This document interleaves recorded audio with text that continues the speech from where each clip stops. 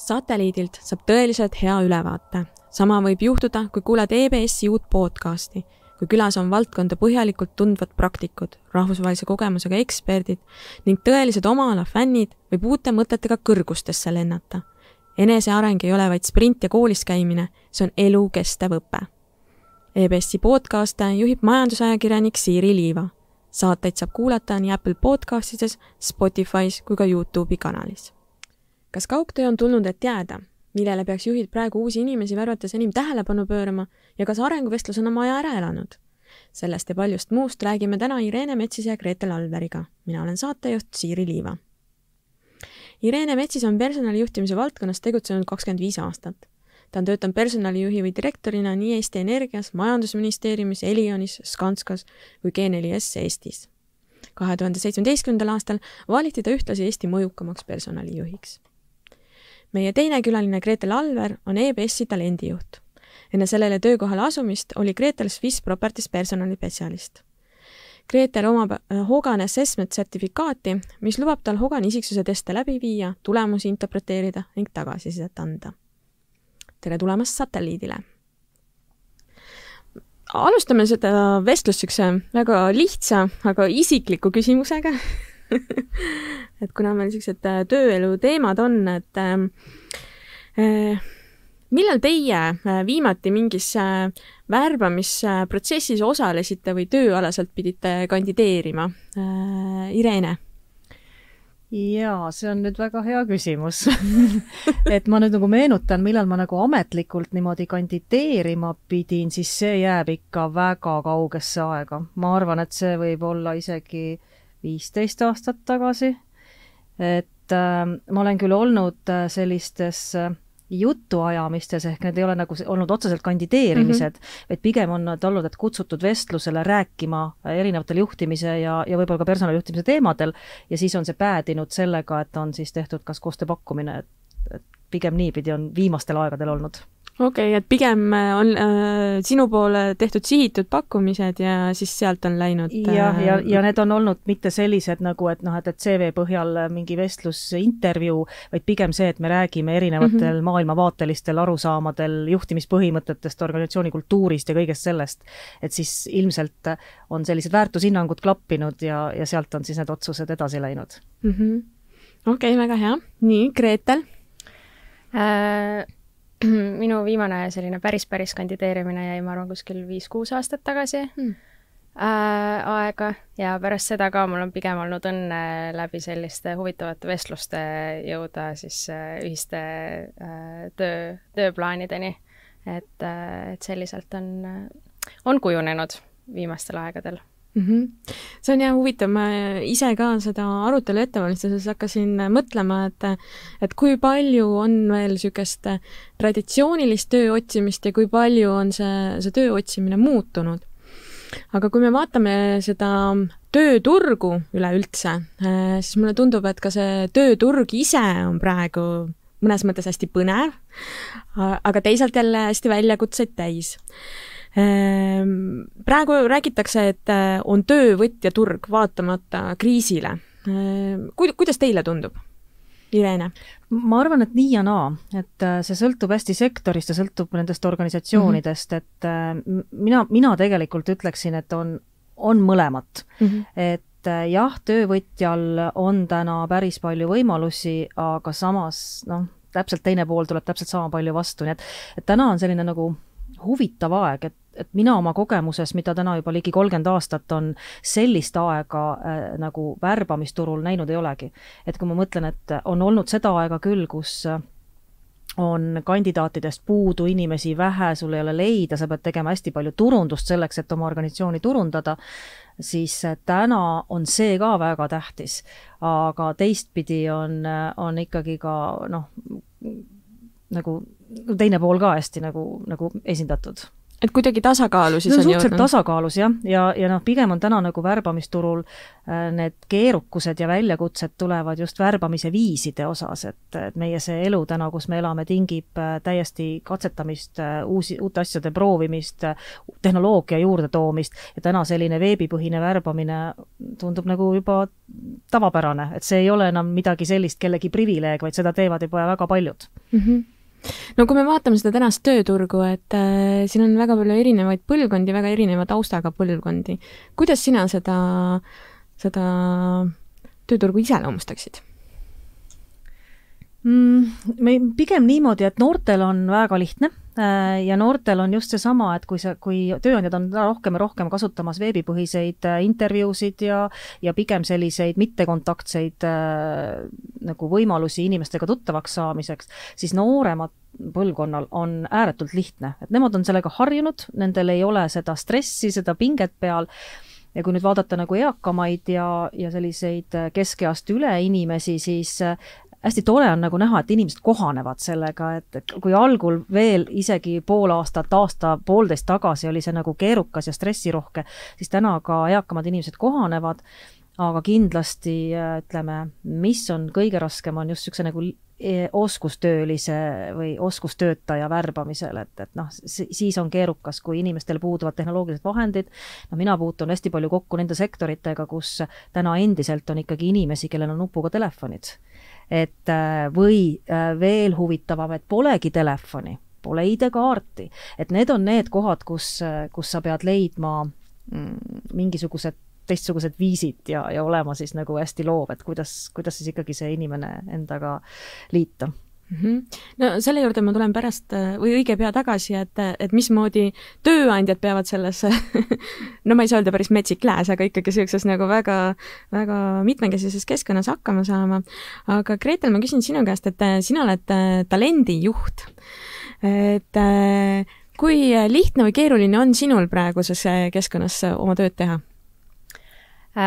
Kindlasti väljakutseid on väga palju, et esiteks maailm on nii lai, samaga ma ütleks, et tööjõuturg on nagu, läheb järjest laiemaks ja suuremaks, et need äärmused lähevad aina kaugemale teineteisest ja seeläbi ka ikkagi nii-öelda inimeste mõtted, arvamused, soovid on kõik väga erinevad.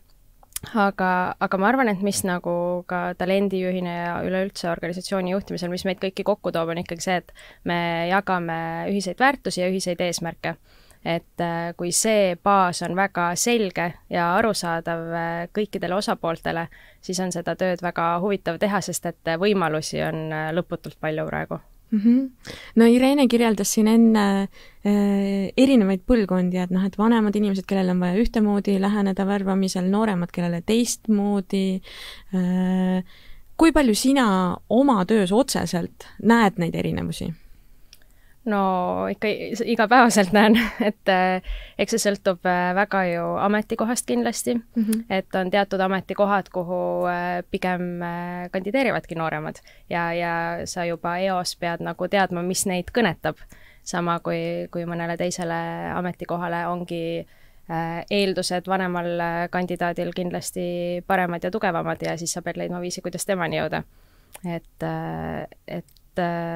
jah, lähenemised on väga erinevad, kõike tuleb kasutada, kõike tuleb katsetada ja ma arvan, et oluline isegi ei ole nagu keskenduda erinevustele, vaid pigem just sellele, et kuidas nendeni jõuda, mida neile pakkuda, mis neid kõnetab.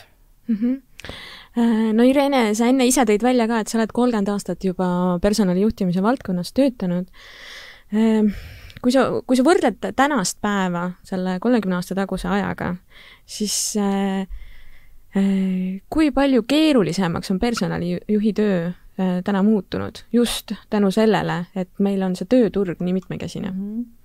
Ma ei tea, kas ta keerulisemaks on muutunud, aga võib-olla mis on täna kindlasti personalijuhi jaoks võib-olla nagu prioriteet number 1, et sa pead nagu tohutult palju ennast arendama, sest sa pead kogu aeg leidma mingisuguseid uusi meetodeid, nippe, on see siis nagu värbamine või on see koolitaminegi, et kasutades erinevaid tehnoloogilisi võimalusi, sul peavad nagu olema nagu tundlad kogu aeg laiali ja lahti, et nagu leida mingisuguseid uusi võimalusi et see on nagu kindlasti üks pool.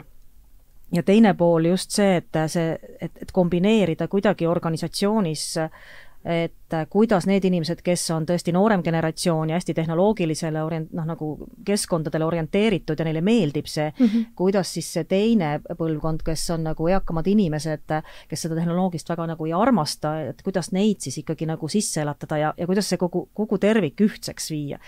Et ma arvan, et personalijuhil täna on just see, et õpi, arenda, loe, et see on kindlasti, mida võib-olla nii palju eelnevatel aastatel, see oli ka oluline, aga ta oli kuidagi nagu homogeensem. Täna on see vajadus on nii suur ja sa peadki lugema, kuulama, vaatama, otsima infot, leidma uusi võimalusi, et see loovus peab olema sul lahti.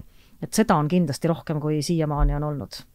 Kui palju see viimane aastaga kestnud koroonakriis on personalijuhtide töö olemust, kõike muud mõjutanud? No väga palju, et tänagi ütleme, kui sa vanasti võtsid inimesed kokku ja sa said nendega, ma olen hästi selline inimeste inimene ja kõike organisatsioonis, mida teha, siis ikkagi koos inimestega võtad grupid, räägid, arutad läbi, vaidled, siis seda kõike täna sa saad teha küll, aga sa teed ta Teamsis või Zoomis, aga nüüd seda Zoomis tehes, kust kaob see kontakt ära, eks, et seda sotsiaalset poolt enam nii väga palju ei ole.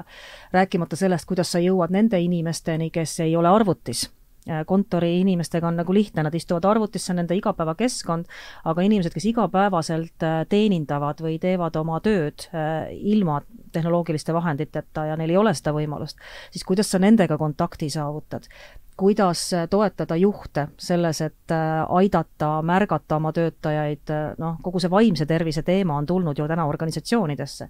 Enne see oli inimeste isiklik teema, täna see on puhtalt meeskondade, organisatsioonide, see on natukene ka muutunud juhi siuksed töölaua peal olevaks teemaks, et need kindlasti ja muidugi ka kogu see digitaliseerimine, et ka personalitöö digitaliseerimine, et ikkagi vähendada käsitööd, endiselt on seda piisavalt palju, et kõik need keskkonnad toetaksid seda sinu tegevust ja saaksid oma fookuse panna rohkem siuksele inimlikule ja inimestega kontakti hoidmisele, nii et sa oled nagu kuidagi, et ma arvan, et personalijuht peab täna rohkem olema selline, ta ongi nagu vahelüli, et veel rohkem, kui ta enne oli.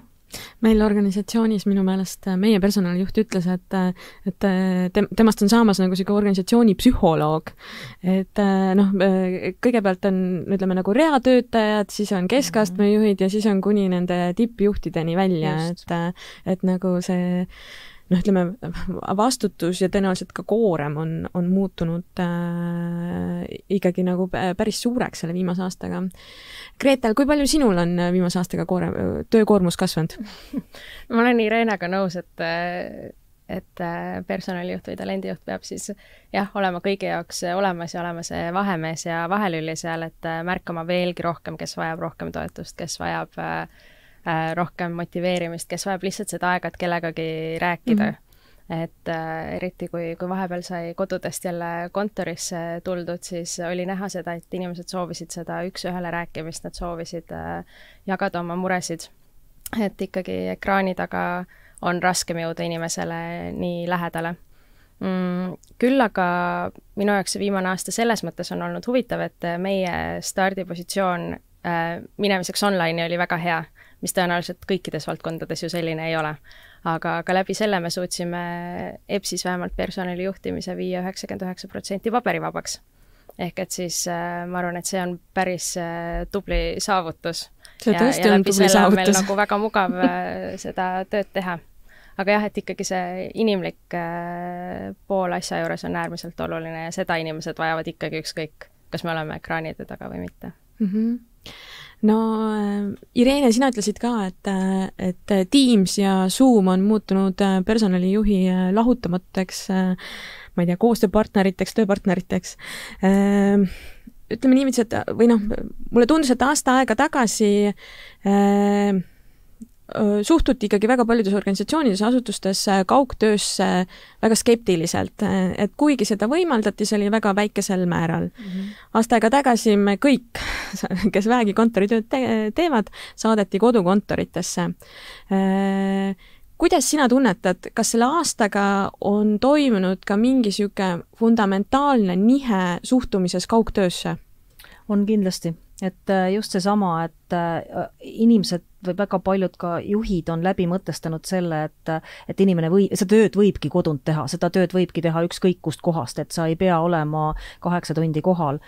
Et seda arvamust enne tõesti seda koroonaaega nii väga levinud see ei olnud. Et oli ikkagi see, et põhiküsimus, et kui ma saadan inimesed kodukontorisse tööle, kuidas ma neid kontrollin, siis täna on seda küsimust kindlasti vähem. Ma tean veel endiselt inimesi, kes on selle sama küsimuse püstitanud, et kuidas ma ikkagi kontrollin, kas mu inimesed teevad tööd või tegelevad seal koduste majapidamistöödega. Ja teiselt poolt siis, et aga mis vahet seal on, mis ajal nad selle töö ära teevad, et see paindlikkus ja võib-olla arusaamine ka inimestel endil, et kui enne oli see, et ma läksin kodukontorisse, siis see oli kuidagi nagu teistmoodi, siis täna on see, et see on minu üks elu, see on üks tervik ja ma jagan siis, kui mul on vähegi võimalik oma aega niimoodi juppideks vastavalt enda sellisele isiksusele või tüpaažile, et kas ma olen hommikuinimene, õhtuinimene või mis iganes aegadel mul siis sobib olla nagu produktiivne. Et see on kindlasti nagu muutunud, et täna väga paljud juhid enam seda kahtluse alla ei sea. Nii et, aga mida on see kaasa toonud, on kindlasti need samad probleemid ja küsimused, kogu see töötervishoiu pool, et ergonoomika, töövahendid, et ega kõikidel inimestel ei ole ju töökeskkond selline, nagu see olema peaks, et sundasendid, et seal on päris palju ka neid teemasid, mis tulevad tänu sellele lauale, et millega sa pead hakkama siis tegelema, et kust otsast siis liikuda ja kuidas siis pakkuda inimestele tuge, et ta töötaks seal ja mida siis tagada, millises mahus, need on need kõik küsimused, millega täna kõik tegelevad suure tõenäosusega. No eelmine kevad tundus, et alguses tuleb jääda 2,5 kuuks kontorisse. Osad ettevõtted jäid ikkagi läbi suve ja sügisest ja on nüüd aasta aega olnud kodukontoris. On teisi, kes pärast eriolukorra lõppu tulid kontorisse tagasi ja alles nüüd võib-olla kaaluvad jälle kodukontorit. Kuidas sulle tundub, kas see kaugtöö aktsepteerimine on praegu ainult ajutine, et selles kriisi olukorras või see kaugtöö on tulnud, et jääda? Mina usun, et ta on tulnud, et jääda. Et ikkagi võib-olla mitte selles mahus, et ilmselgelt inimesed igatsevad kontorit, et me näen oma organisatsioonis ka, et kui on kohustus kodukontoris töötada, siis läheb 2 nädalat mööda ja nad vaikselt imbuvad kõik kontorisse tagasi, sest see on üsna inimlik, me tahame sotsiaalseid suhteid, et me tahame suhelda inimestega ja see on psühholoogiliselt raske kogu aeg istuda arvutiekraanis ja olla justkui nagu oma pereringis. Aga ma siiski arvan, et kodukontor ja kaugtöö mingisugune selline nagu muutus on täna toimunud, et ja täna ikkagi valmistatakse ka päris palju ette selleks, et seda ka pakkuda inimestele. Ja täna ei ole see enam nagu tööandja selline, kui vanasti oli see kuidagi eelis, see oli ka nagu müügiargument, tule meile tööle, sest meil sa saad töötada kodukontoris. See ei ole täna mingi privileeg enam, nii et see on täitsa tavapärane asi, ja see on ka tavapärane, kui inimesed küsivad just need konkursse läbi viies, mida ma olen ka viimasel ajal pidanud ise tegema, et kas teil on kodutöö ikkagi nagu, on see võimaldatav ka siis, kui see olukord, mis meil täna on, nagu muutub, et nad ikkagi küsivad seda. Töötajad ikka või tööle kandideerijad küsivad, et kas see jätkub ka pärast seda kriisi? Küsitakse nii ja naapidi, et kuidas see töötamise võimalus on ja mida ma nüüd ise olen näinud just ühte konkurssi läbi viies, kui vanasti eelnevalt Tallinna ametikohale harva pigem kandideeriti Tartust, Narvast, Paidest, kus iganes teisest linnast, siis täna on päris mitmed inimesed kandideerivad üsna julgelt ja motivatsioonikirjades on ilusti välja toodud, et olenevalt siis töökohast on seda võimalik teha kodukontorist või kaugtööna ükskõik millisest Eesti otsast. Et see on nagu positiivne, mis mulle iseenesest nagu meeldib, et vahet ei ole, kus sa täna elad. Sa saad seda tööd ju teha. Siis võib koroonapandeemia isegi Eesti regionaalpoliitikale positiivselt. Ja, ma loodaks küll.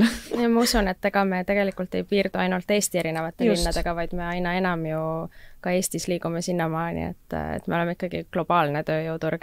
Et ka meil EPSis mõni töötaja elab Austraalias, mõni kusagil mujal, et meie küll olime juba enne koroonakriisi kaugtööd väga soodustavad, aga siiski see annab ka tööandjale võimaluse jõuda rohkemate talentideni ja fakt on see, et see on tulnud, et jääda ja aina globaalsemaks see muutub, et me lihtsalt peame leidma võimalused, kuidas seda enda kasuks tööle panna.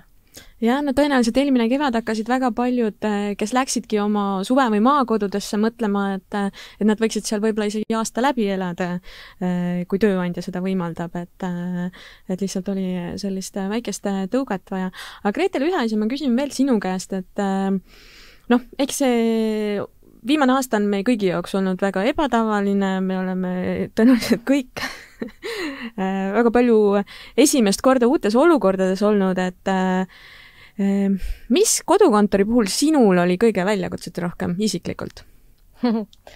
Ma arvan, minu jaoks oli rollijaotus oli kõige keerulisem, et kui sa oled kodus kokk, oled ema, oled talendijuht, oled mängukaaslane, oled partner, et siis need rollid läksid väga segamini. Et mulle väga meeldib teha kodukontoripäevi, mulle väga meeldib kontoris kohal käia. Et ma olen enda jaoks, ma arvan, päris hästi selgeks teinud, et mis teemasid mul on mugavam kodus olles lahendada ja teha ja mida mul on mugavam siis kontoris teha ja selliselt ma ennast ka reguleerin ja oma tööd planeerin. Et ma arvan, et praegu on rohkem kui võib-olla, et varem oluline pakkuda ka töötajatele neid erinevaid võimalusi töötamiseks, et selleks, et nad oleksid võimalikult produktiivsed, siis iga inimene töötabki erinevalt. Et mõni ongi hommikuinimene, nagu näiteks ma tõusen hea meelega kell 7 ja teen tööd, aga mõni teine on õhtuinimene, siis see on okei, et tema hakkab tööle õhtul kell 7 ja töötab läbi öö näiteks. Et ma arvan, et see kriis ka praegu on hästi aidanud kõikidele näidata seda, et inimesed töötavad erinevad ja organisatsiooni asi on nagu need võimalused välja selgitada ja pakkuda töötajatele. No sa ütlesid, et EBS-is on ka inimesi, kes teevad Austraalias tööd. Irene, ma küsin nüüd sinu käest, et üks asi on kodukontor, millega me kõik oleme siin aasta aega harjunud, aga kui palju on tänased tööandjad Eestis valmis võtma tööle inimesi, kes ütleb, et ma elan pool aastat kuskil Aasias või Ladina-Ameerikas, aga ma tahaks ikkagi aasta läbi täistöölepinguga töötada sinu juures. Kui valmis on tööandjad selliseid tööpakkujaid endale palkama?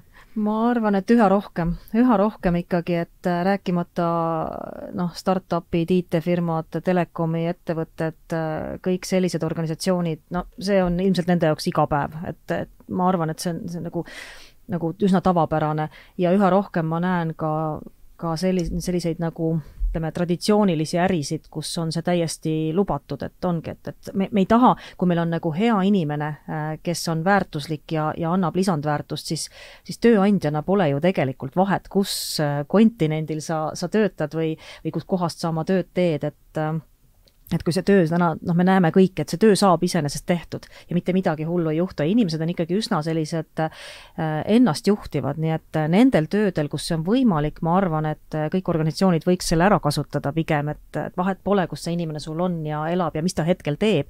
Et oluline on see panus, mis sa saad aasta jooksul tema käest, nii et aga tulles nüüd nagu ikkagi nende sektorite juurde, kus see tööalaselt võimalik ei ole, meil on ju väga palju teenindussektorit, mis iseenesest see ei ole mõeldavgi, et see inimene peab sul olema kohal, ta peab teenindama, ta peab oma töö ära tegema, et siin on kindlasti sellised väljakutsed jah, ja siin on ilmselt hoopis teised tööviisid. Siin on teised tööviisid ja teised tulevikutrendid ka, mis neid töökohti kas mõjutavad või siis ka ohustavad. Just. Aga ma küsiks seda, et ütleme, et kui on organisatsioon, kus on nii kaugtöö tegemise võimalust, on võimalust, et sa teed välismaalt seda, aga on samas ka neid inimesi, kes peavad igapäevaselt kohal käima. Kui palju konflikte võib organisatsiooni siseselt siuke nagu erinevate töövormide lubamine endaga kaasa tuua? Ma ei tea, kas konflikte, aga eriarusaamu kindlasti. Ja see on hästi palju kommunikatsiooni ja organisatsiooni kultuuri ja juhtimise küsimus, et see on see koht, kus me juhtidena ja personalitöötajatena peame selle informatsiooni lihtsalt inimestele viima, et inimesed saavad aru, et see töö, mida ma teen, see töö, mille ma olen valinud, see tähendab, sellega käib kaasas see, et kas ma saan siis kodus olla või mitte. seal on võib-olla sellist, mida mina olen nagu kogenud või kuulnud just, et noh, pigem just see eesliin versus kontor ja kuidagi sellele eesliinile justkui nagu tundub, et kontoris on, no näed, saavad seal kodus töötada ja mis neil viga, aga meie peame siin olema, eks ole, kliente teenindama. Et ma arvan, et see on hästi palju organisatsiooni enda küsimus ja juhtimise küsimus, nii et lihtsalt nende inimestega tulebki tegeleda, tuleb selgitada, neid tuleb mõista, neid tuleb nagu aidata selles, mida nad teevad. Nii et mida personalijuht saab teha sellises olukorras?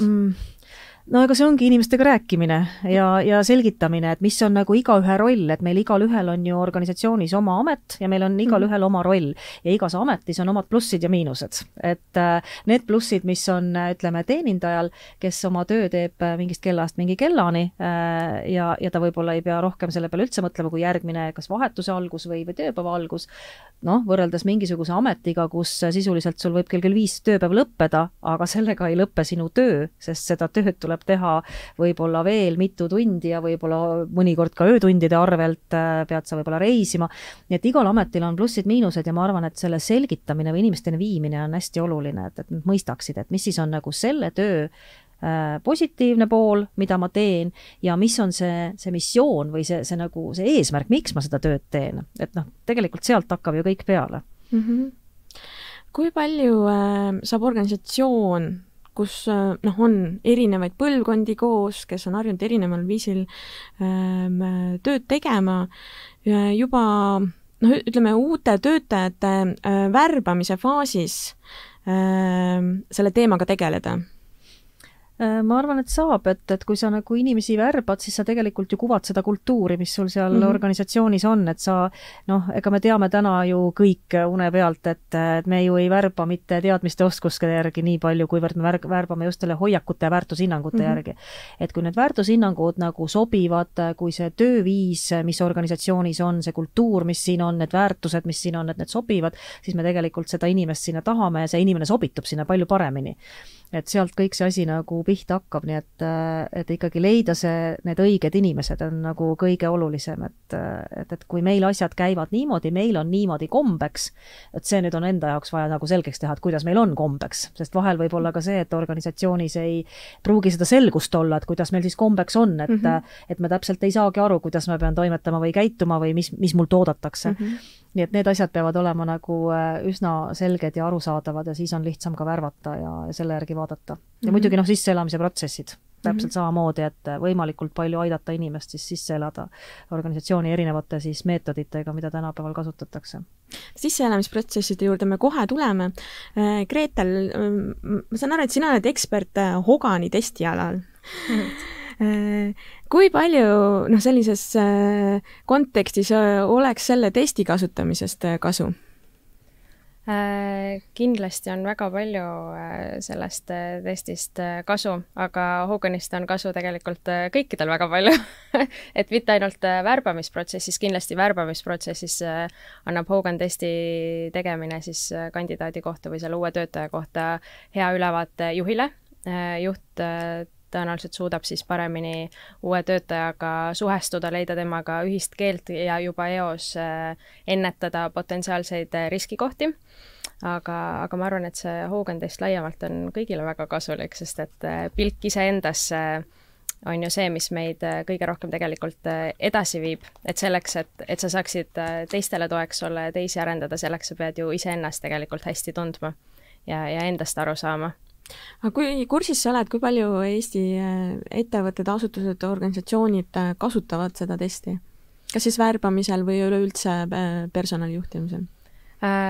Ma selle numbriga kindlasti kursis ei ole kahjuks, aga paljud ettevõtted kasutavad erinevaid teste, et isiksuse teste on ju äärmiselt palju ja ma arvan, et kõik nad annavad mingit sissevaadet, sissepõiget siis mis aitab paremini kas luua meeskonda või leida paremini sünergiat.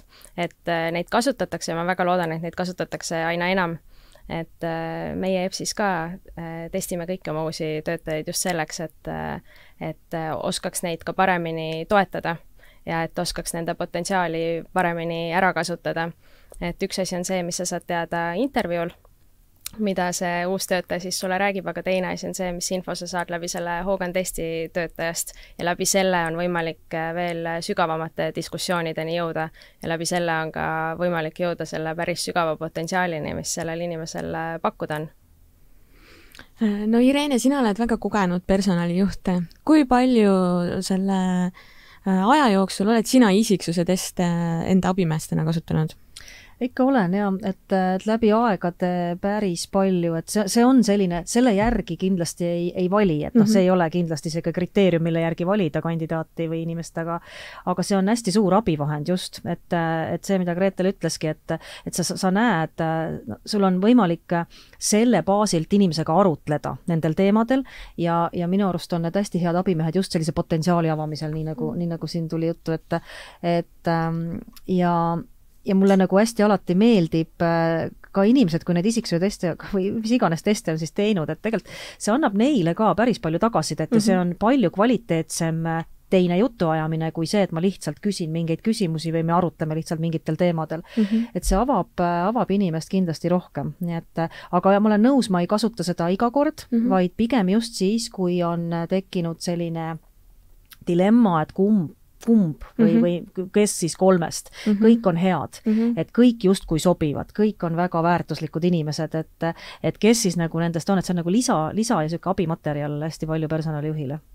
Ja kindlasti ka, kui on mõni töötaja näiteks kuidagi paigale natukene seisma jäänud või vajab väikest sellist motivatsioonitõuget, siis iseenda analüüsimine tegelikult tihti avabki selle potentsiaali uuesti või aitab sellel inimesel uuesti leida ennast teise nurga alt isegi võib-olla. No kuigi maailm on siin viimane aasta aega kaosesse paisatud ja lõppu praegu veel ei ole näha, ei tähenda seda, et värbamisprotseduurid oleks seisma jäänud või inimesed ei liiguks või organisatsioonid ei peaks uute töötajatega või uued töötajad organisatsioonidega harjuma. Ehk räägimegi natuke siis uue töötaja sisseelamisest organisatsiooni. Praegu on niisugune erakordne aeg. Mida tasub juhil just praeguses ajahetkes teadvustada uue töötaja organisatsiooni toomisel, tema juhendamisel, talle nagu nii-öelda tee rajamisel seal uuel töökohal? Ma arvan, et tänases olukorras kõige rohkem see, et ära jätta inimest üksi.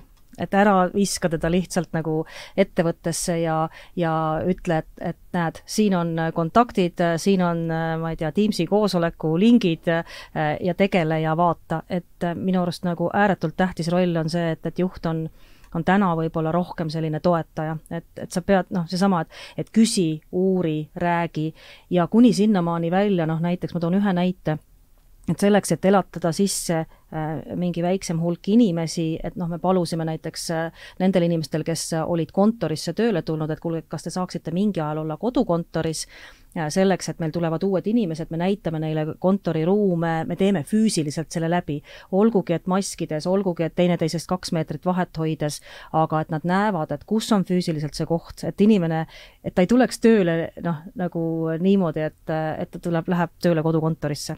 Ja neid olukordi on siin kevadest küll ja küll olnud ja tagasisidena nende inimeste käest, ma olen ise ka kuulnud, et see on ääretult raske, sa oled üksi.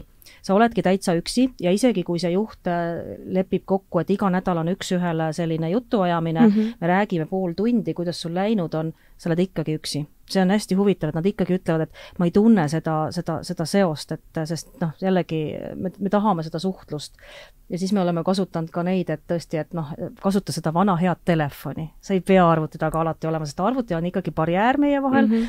Võta vahel see telefon, ja võib-olla ikkagi leida see üks-ühele kohtumise aeg ka näost näkku mõnikord, et see on ju tegelikult võimalik.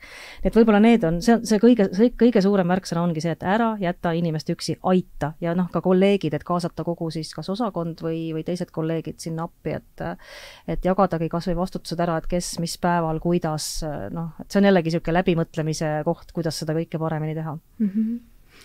Ma toon ühe näite ka, millel ma küsin sinu arvamust, kasutan kohe ära. Meil on ka töö juures hästi niisugune huvitav olukord tekkinud selle aastaga, et meil siin aasta lõpus läksid paar kolleegi ära, meil oli niisugune 6-liikmeline meeskond ja nüüd uue aasta alguses on meil meeskond peaaegu 10-liikmeliseks kasvanud, meil on juba seal 2 kuuga on 4 uut kolleegi ja 2 tuleb veel juurde. Lisaks kõigele on veel uus juht ka, kes on nagu esimest korda juhtival kohal. Et mis soovitused sa annaksid sellele juhile esiteks nende uute inimeste sisseelamiseks, aga teiseks ka talle endale, et ta ei põleks läbi selle esimese 2-3 kuuga juba? Jah, et võib-olla kui kõigepealt hakata nende meeskonna poole soovitustena, siis on see sama asi, eks ole, et võimalikult palju neid siis omavahel nagu kokku viia ja rääkida, et mis kellegi roll on ja mis inimesed on ja võib-olla sellist mitteformaalset, kui see tõesti on nagu veebi teel ainult võimalik, siis võib-olla ka mitteformaalsetel teemadel, et mitte me ei ole ainult ametlikult mingi koosoleku raames koos, vaid ikkagi, et me üritame teineteisega ka inimestena tuttavaks saada, et võib-olla seda poolt niimoodi. Aga see, et juht läbi ei põleks, jah, need on nüüd need enesejuhtimise võtted, eks me peame igaüks vaatama endale otsa, et kust maalt ma piiri tõmban ja et ma ikkagi et ma ei võtaks endale asju liiga palju ja et ma ei elaks neid asju liiga üle, ja julgeda võib-olla abiga küsida. See on nüüd üks juhtide selline, mida ma olen märganud, et ega kui me oleme juhid, ega siis me oleme ju nagu tugevad ja targad ja me teame ja me suudame ja jaksame. Aga et selline abi küsimine, et selleks on ju sul kolleegid, selleks on meeskond ja kõike ei pea ise tegema. Nii et võib-olla siit see, et mõelda läbi, et mida ma teen ja mis ajal ja võib-olla rohkem planeerida. Ja mulle hästi nagu üks raamat Unchained on selline raamat, kus seal oli väga ilusti lahti kirjutatud, et kui sa pidevalt oled nagu orav rattas ja sa pidevalt tegutsed, toimetad, hommikul ärkad ja kuni õhtuni välja ja eriti nüüd kodukontoris, kus see tööaeg sul venib, sa ei saa üldse aru, mis hetkel on nagu vaba aeg ja tööaeg ja sa ei oska seda piiri enam panna, siis võta ikkagi teadlikult üks mõttepaus ja lihtsalt võtta aeg maha.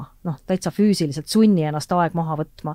Ja see mõttepaus ei pea olema sul mingi 2 nädalat või midagi sellist, vaid see võib olla lihtsalt nagu iga päev 1 tund. Ja peale seda hakkasin mina nagu tegema seda, et panin kalendrisse ka endale sellised nagu 2-tunnised või mõnikord ka rohkem, mõnikord vähem aeg iseendale. Et see võib-olla on selline koht ja ma nagu mõtlen asjad rohkem läbi. Nii et võib-olla sellist pidevast rabelemisest tulla nagu natukene pausi poole. Ja siin hoogandest ka kindlasti aitab kaasa, et see uus juht, kui ta õpib ennast võib-olla paremini tundma, siis läbi selle ma usun, et ta suudab ka teadlikumalt võtta seda uut olukorda ja ka teadlikkust oma töötajatesse edasi kanda. Et kui ikkagi see organisatsioon võtab seda kui võimalust, siis see juba aitab, ma arvan, kõvasti edasi ja te olete ikkagi väga ühel leheküljel läbi selle juba. No Gretel, sina enne rääkisid seda, et sul oli ikkagi eelmine kevad päris suur väljakutse harjuda selle kodukontoriga, kus sul oled sisuliselt, ma ei tea, 4-5 erinevas rollis. Kui hästi sa sellega tänaseks hakkama oled saanud? Ja kas sul on seal aega ka iseendale? Ma arvan, et väga hästi olen hakkama saanud. Sa oled leidnud tasakaalu? Jaa, ma suhteliselt kiiresti, ma arvan, et leidsin tasakaalu. Aga ma usun, et siin mängib ka hästi rolli see, et kuivõrd hästi sa ennast suudad reguleerida. Et siis saigi väga oluliseks see, et teatud kell sa paned lihtsalt arvuti kinni. Et muud moodi lihtsalt ei saa ja seda ma katsun siiamaani ikkagi rakendada, et kui ma olen kodus, siis ma olen kodus. Ja kui on tõesti midagi väga kriitilist vaja teha, siis ma teen selle ära, aga ikkagi siis see on kas pigem seal öötundide äärelt või mitte ajast perega nii-öelda. Et ma arvan, see on hästi oluline kellaajaliselt just panna ja kas või kalendrisse panna endale, et aeg ise endale, et see on väga oluline, eriti praegusel ajal. Aga kas sul tööpäeva sees on ka selliseid nagu mõttepause, nagu Irene soovitas võtta? Jaa, on küll. Mul on välja kujunenud sellised ajad, mil ma olen võib-olla produktiivsem, tegelemaks teatud ülesannetega. Mul tavaliselt pärastlõuna on see aeg, kui ma pigem võtan aega, et mõelda, et teha plaane, et midagi lugeda. Ja siis sellisel hilisel pärastlõunal ma suudan jälle nii-öelda detailitööga tegeleda. Et ma arvan, et see on igal inimesel erinev, aga hästi oluline on teadvustada endale seda, et mis sinu jaoks kõige paremini töötab ja see enda kasuks tööle siis panna. No tundub, et sa oled väga hästi selle tasakaalu paika saanud timmida. Aga kui tulla nüüd tagasi uute inimeste organisatsiooni sisseelamise peale ja ka sellele erakordsele olukorrale, kus me täna oleme. Irene, kui palju peaks sellises olukorras laskma uuel töötajal olla isikupärane ja kui palju peaks teda ikka mingitesse etteantud raamidesse ma ei taha öelda suruda, sest suruda kõlab nii halvasti, aga ikkagi, et andma talle mingid kindlad raamid ette. No ega inimesed jäävad ikkagi isikupärasteks, et see on nende enda loomus ja võib-olla siin miks on alati see hea, et kui sa värbadki inimest väärtuste ja hoiakute ja suhtumiste järgi, siis sa tegelikult juba, ta sobitub sellesse nagu päris hästi. Ehk et kui selline ettevõtte kultuur, ootus, väärtushinnangud väga palju erinevad inimese enda isiklikust väärtushinnangutest ja isiklikust sellisest hoiakust arusaamast, siis see konflikt on üsna pea tulema. Et siis see inimene ei püsi seal kaua, tal on ebamugav ja siis lähevad teed laiali. Et sellepärast me otsime ka ju kõik organisatsiooni neid inimesi, kes sobituvad sellega. Aga mina nagu isiklikult pigem pooldan sellist, et sellised reeglid, protseduurid, need on tähtsad, need on olulised ja eriti mingites valdkondades, kus neid ongi seaduslikud nõuded neid kehtestada, aga võib-olla on see koht, kus vaadata üle, et äkki me mingis kohas pingutame liiga palju üle, et lasta pigem nagu inimestel olla inimene, lasta inimestel võib-olla olla täiskasvanud inimene ja ise mõelda, et nagu meenub üks lause kunagi ühest organisatsioonist, kus ma töötasin, et ühe juhi suust, see oli nagu nii tore, et mul ilmselt jääb see eluks ajaks meelde, et vaata Irene, kui siin meie töötajad veel mõtlema hakkavad, siis on küll väga halvasti. Ehk et meil on reeglid ja protseduurid. Nii et, aga tegelikkuses see ju nii ei ole, et inimesed peaksid aru saama, et mulle nagu hästi meeldib see metafoor, et kui sul on nagu jalgpalliplats, kus on nagu valged jooned, siis see on see selline suur raamistik, kus sees me tegelikult toimetame ja me teame kõik seda raamistikku, aga seal sees me võiksime kõik olla nagu inimesed oma isikupäradega ja oma kokkulepetega ja me räägime läbi, lepime kokku ja paneme siis asjad nagu kuidagi koos tööle. Nii et võib-olla selline ülereguleerimine, ka tänapäeval ma arvan, et see on see koht, mis hakkab päris palju muutuma. Et peaks nagu vaatama, et kus me reguleerime, mida reguleerime ja võib-olla neid regulatsioone pigem vähendada, sest käskude ja keeldudega inimesed tegelikult ei muutu. Inimesed muutuvad siis, kui nad saavad aru, miks me midagi teeme või miks ma pean midagi muutma.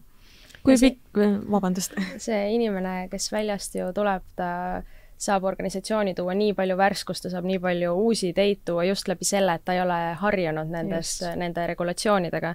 Et see on äärmiselt suur väärtus, ma usun, et kui organisatsioon annab võimaluse sellele uuele inimesele väljendada oma esmaseid emotsioone, esmaseid arvamusi, et pigem on see võimalus ka organisatsioonile muutuda veel mitmekülgsemaks. Ma tahtsin lihtsalt remargi korras Irene küsida, et kui pikalt sa veel selles ettevõttes töötasid, kus juht ütles, et... Pikalt, ikka pikalt, et selles mõttes ja ma arvan, et läks ikkagi mingid 2-3 aastat mööda ja ma arvan, et tema arvamus muutus või ma tegelikult ka tean seda. et lihtsalt ongi see, et meil on mul on hästi, see Gretel, mis ütles ka tegelikult, meil on nii palju harjumusi, eriti need organisatsioonid, kus on väga pika kogemusega ja staažiga inimesed. Ja mis juhtub, see ei ole üldse halb, et juhtub see, et me oleme kogu aeg nii teinud ja nüüd, kui tuleb uus inimene ja küsib täitsa siiralt, aga miks te nii teete, siis neid vastuseid olen mina ka nagu kuulnud, et me oleme kogu aeg nii teinud. Et see on nagu eriti just, kui uued lähevad organisatsiooni, ma olen alati nagu öelnud kõigile, et küsige võimalikult palju seda miks küsimust. Kui sulle tundub mingi asi, et miks te niimoodi teete või miks teil asjad niimoodi on, siis me nagu pika staažiga töötajatena hakkame mõtlema, et aga tõepoolest, et miks me teeme nii?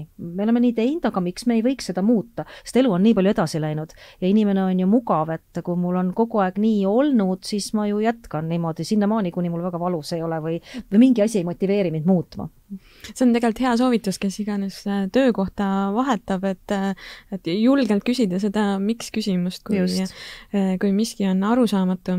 Aga see näide, mis sa enne tõid, et ma nüüd muidugi utreerin, et hoidku jumal selle eest, kui töötajad mõtlema hakkavad. et ta natukene mulle meenutab sükest võib-olla niisugust autoritaarset juhtimisstiili, niisugust hästi hierarhilist. Juba mõnda aega on räägitud, et selline juhtimisstiil on oma aja ära elanud, on tulnud oluliselt empaatilisemate juhtide aeg, nende, kes on pigem coach'id kui niisugused konkreetsed käsuandjad. Kui palju sina praktikuna oled seda muutust Eesti ettevõtetes või asutustes näinud? On see meile kohale jõudnud või ei ole? Ma arvan, et see vaikselt aina rohkem ja rohkem, et selles mõttes koolitades ka väga paljude organisatsioonide juhte olen ma nagu just aru saanud, et seda soovitakse üha rohkem ja rohkem omandada, et mis on need võtted, millised on need coach'iva juhtimisstiili võtted, et kuidas ma saaksin oma inimestega paremini koos toimetada. Ja ma nagu väga tahan loota, et neid organisatsioone ei ole väga palju, kus juht on selline suur ülemus ja suur boss, et pigem on ikkagi see, et juht on tiimi liige ja juht on üks meie seast, tema lihtsalt nagu mingite asjade eest vastutab. Et jah, praktikas ütleme nii, et võib-olla sõnades on see rohkem ja nagu meie teoreetilisel tasandil me teame, kuidas peab, kuidas oleks hea, kuidas oleks õige ja ilus, aga kui praktikas hakkad nagu asju vaatama, siis see igal pool ikkagi nii lihtsalt ei lähe, ja eks see ongi, et see võtabki aega. Aga ütleme, et niisugune nagu teoreetiline teadmine ja pagas on nagu üsna hea, et jah, kuigi selline autoritaarne juhtimisviis, ma ei räägi kriisidest ja organisatsioonidest, kus tuleb kiirelt reageerida ja ongi käsud üsna nagu olulisel kohal. Aga valdavalt jah, ikkagi selline demokraatlik ja coachiv juhtimisstiil hakkab vaikselt ettevõtetesse nagu kohale jõudma. Gretel, ma küsin sinu käest, kas sul on ma küsin selle halva sõna, aga kas sul on alluvaid ka või sa oled üksinda oma meeskonnas? Ei, meil ei ole alluvaid. Meil on meeskonnad ja meil on projektid, et kui ühes projektis võib näiteks rektor olla nii-öelda juht, siis järgmises projektis võib-olla rektor on hoopis üks paljudest liikmetest. Et meie kindlasti vägagi praktiseerime seda meeskonnatööd ja meeskonnatunnetust, et me oleme kõik nii-öelda partnerid, me oleme kõik tiimikaaslased, me kõik seisame samade väärtuste eest ja liigume samade eesmärkide poole. Et ma loodan ka ja usun, et aina enam ka teised organisatsioonid seda praktiseerima hakkavad, eriti kuna nooremate generatsioonide puhul eriti enam see ülemus ja alluv suhe ei tööta. Me jõudsimegi nende toredate sõnadeni ülemus ja alluv. Mina siiamaani kasutan sõna ülemus, kuigi oma nagu, see töösuhte iseloom ei ole siuke ülevalt alla, vaid ta on pigem siuke kollegiaalne, lahendusi otsitakse vestluse teel ja ei ole siukest käsuliini. Aga kuna ma nende sõnadeni jõudsin, et Irene, kas selline sõna nagu alluv peaks üldse olema juhi töölaual või sõna ülemus peaks olema töötaja töölaual? Ja ma tean, neid diskussioone on erinevates kohtades ka koolitajate tasandil ja ka personalijuhtide ringkonnas peetud, ja on inimesed, kes ütlevad, et ega sõnal ei ole ju vahet, et mis neil sõnadel siis häda on, eestikeelsed sõnad. Aga mina isiklikult usun hästi sellesse mõtteviisi, et verbaalsel sõnal verbaalsel on väga suur jõud ja ma arvan, et mina vähemalt isiklikult olen proovinud oma kõnepruugist need sõnad ülemus ja alluv nagu välja juurida, et ma teadlikult nagu tõesti nagu proovin mitte kasutada neid väljendeid, loomulikult me oleme seda teinud nagu läbi elu kogu aeg. Aegade algusest peale. Jah, et aegade algusest peale, eks, et siis võibki nagu keeruline olla, aga põhimõtteliselt ikkagi võiks nagu olla see, et me oleme tiimiliikmed, meeskonnaliikmed, koostööpartnerid, kes iganes, et pigem ma nagu jah, et ei tahaks seda, sest mis ma nagu oma kogemusest, miks ma seda niimoodi arvan, just läbi sellise praktika, kus ütleme, selline verbaalselt asjade nimetamine, näiteks mingite töötajate gruppide nimetamine mingite nimetustega, see mõjub nendele inimestele psühholoogiliselt väga nagu, noh, see on tegelikult tuntav. Ja kui sulle kogu aeg nagu rõhutatakse, et sa oled nagu alluv, eks ole, siis sa saad aru, et aga mis meeskonnatööst me siin räägime või mis meeskonnast või mis ühistest, kui sina ütled, mida me teeme, siis noh, eks sa tee siis. Et tegelikult see tekitab sellist nagu inimestes alateadlikku nagu käitumist või niisugust nagu hoiakut. Nii et sellepärast mina isiklikult nendest neid sõnu tegelikult väga kasutada ei tahaks. Selle sama teema jätkuks, kuidas sulle tundub, kas Eesti töövõtja on muutunud ajas nõudlikumaks juhtimiskvaliteedi suhtes? Kindlasti on ja no tõesti, noorem põlvkond, nii nagu Gretel ütles, et siin on ootused absoluutselt teistsugused, et noorem põlvkond kindlasti ja mulle hästi meeldib ka see, et ega ütleme, et ikkagi töövõtja nagu täna on, ta teab oma õigusi palju rohkem ja me ju näeme, mis toimub. Meil on edumeelsed organisatsioonid, kes võidavad häid tiitleid, kes paistavad silma, kes räägivad oma parimatest praktikatest sotsiaalmeedias ja kui ma seda kõike näen ja ka ma kogen, siis kui ma lähen sellesse organisatsiooni, kus seda ei ole, või ma kuulen, et kuskil organisatsioonis on mingi ametikoht, kuhu ma võiks kandideerida, aga ma tean, et seal ei ole asjad nii, siis noh, see tegelikult ju lõpuks, sa saad aru, et need inimesed ei lähe sinna lõpuks tööle. Nii et mina arvan jah, et see teadlikkus on hästi palju kasvanud ja neid positiivseid kogemusi tuleb juurde, sest tõesti organisatsioonid väga palju selles panustavad praegu. Mis sa arvad, kui palju peaks töötaja kasutama võimalust seada organisatsiooni juhtimiskultuuri kahtluse alla või nagu küsida selgitusi selle kohta? Igal juhul peaks, sest see on hästi oluline, see on talle endale oluline, nii et inimesed kardavad oma töökoha pärast, arvavad äkki keegi solvub selle peale. Jah, seda suhtumist on ka veel kahjuks, et ja seal on nagu see, et inimestel on omad hirmud ja need hirmud baseeruvad mingitel negatiivsetel kogemustel ja mu enda, mõned näited, mis mul on endal, kui inimene ütleb, et ma ei hakka midagi rääkima või ma ei too midagi välja ja kui sa küsid, miks, on ju, no vaata siis, üks inimene rääkis, et enam meil ei tööta. Ma küsin, et millal see oli 20 aastat tagasi.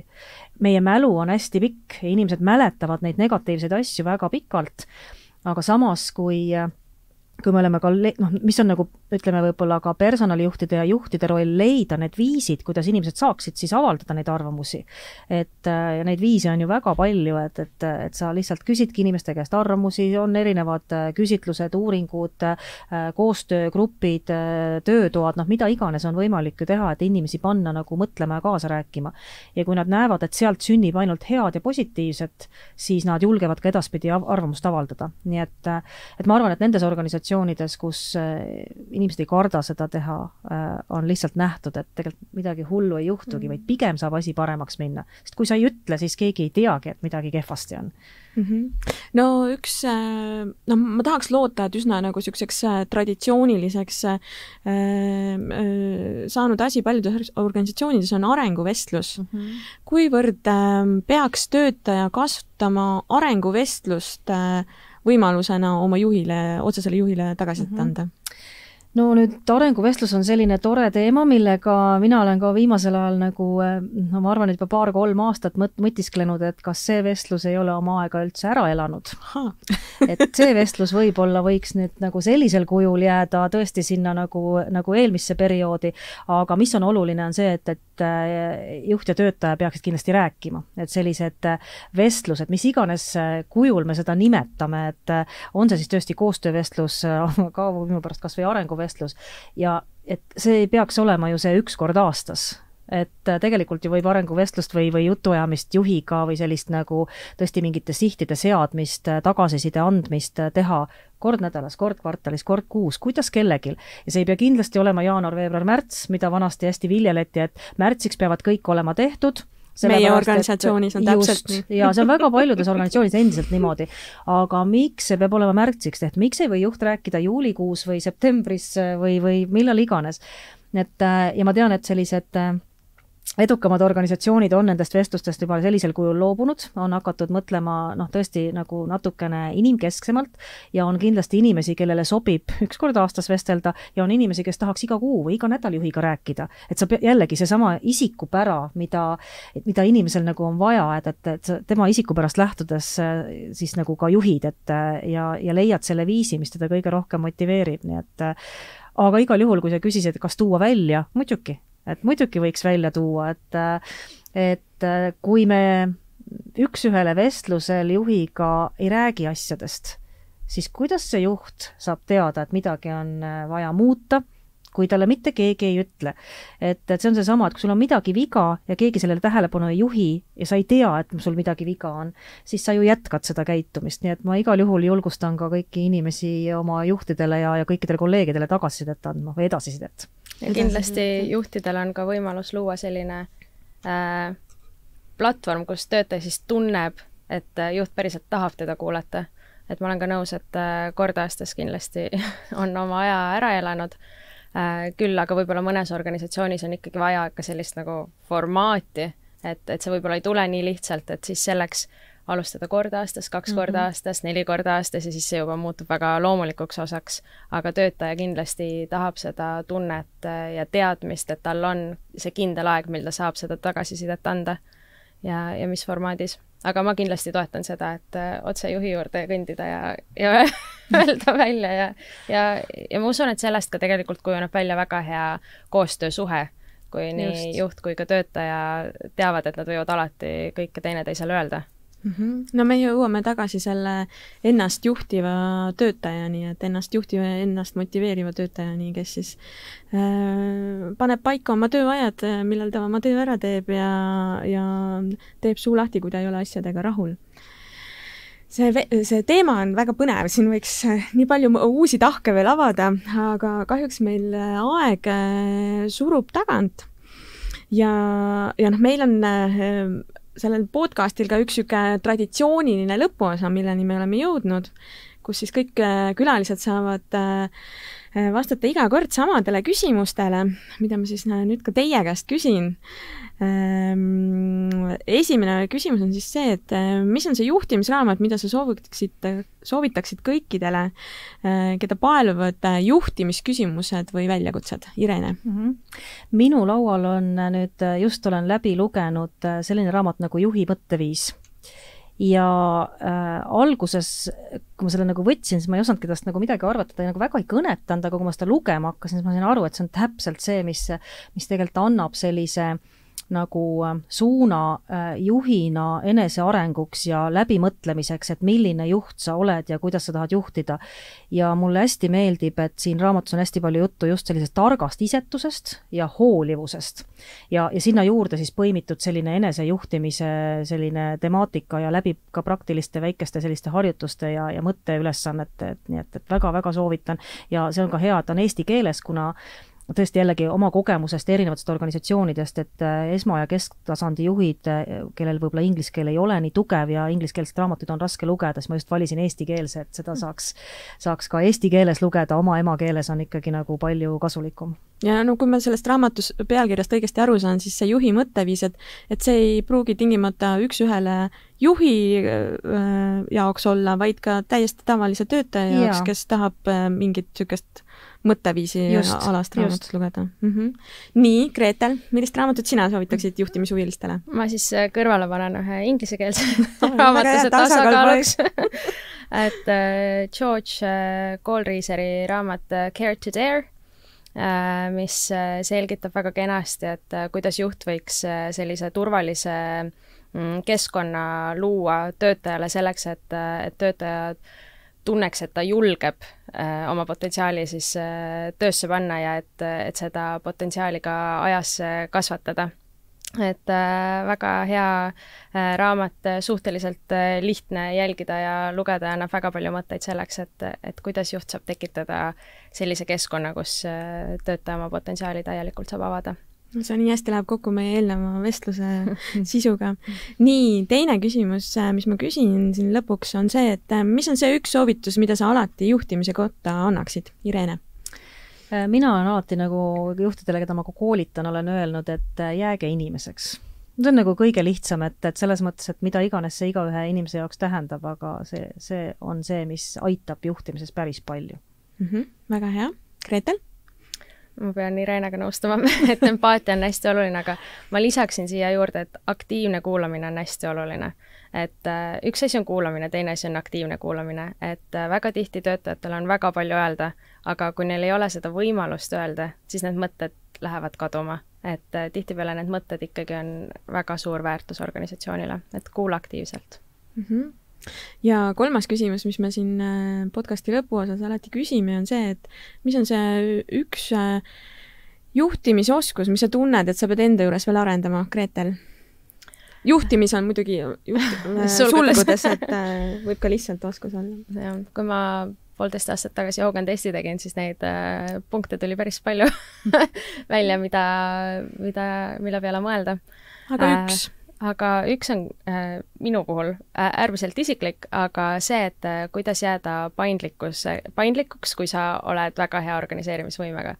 Ehk et kui sul on elu väga hästi organiseeritud, siis kuidas sa seal sees suudad tegelikult ka väga paindlik olla. Issand, ma nii tunnen ennast ära selles. Tänasel päeval väga oluline oskus, ma arvan. On, see tõesti on. Nii, Irene, ma ei tea, ma ei julgegi sinu käest seda küsimust küsida, et sa oled nii nagu kogenud. Oi, eks ole, no mul on ikka väga palju siin õppida ja areneda veel ja kusjuures tore ongi nagu see, et mida aeg edasi, seda rohkem ma avastan, et kuidas ma ikkagi ei oska mingeid asju ja kuidas ma ikkagi eksin, nii et ei, kogemustega lihtsalt sa saad nagu rikkamaks, aga kindlasti eneseareng ei tohi pidurdada minu arust mitte kunagi. Aga mis minu kõige suurem nagu selline praegusel hetkel on küll nagu ei ütlemise oskus. Mind käivitavad erinevad põnevad asjad ja kuna ma olen ju ka sisuliselt ka koolitaja ja mul on ka oma väike, siis koos äripartneriga väike äri, on ju, et ja vabatahtlikud tegevused, siis selline ei ütlemise oskus on kindlasti üks selline koht, mida tuleks kõvasti õppida ja arendada. Minul igatahes on väga hea meel, et sa sellele podcastile jah ütlesid. Igatahes teiega oli väga tore. Aitäh, Irene. Aitäh, Gretel. Ja järgmise korrani. See oli EBSi podcast Satelliit. Kuule meie teisi saateid nii Apple podcastidest, Spotify'st kui ka YouTube'i kanalist.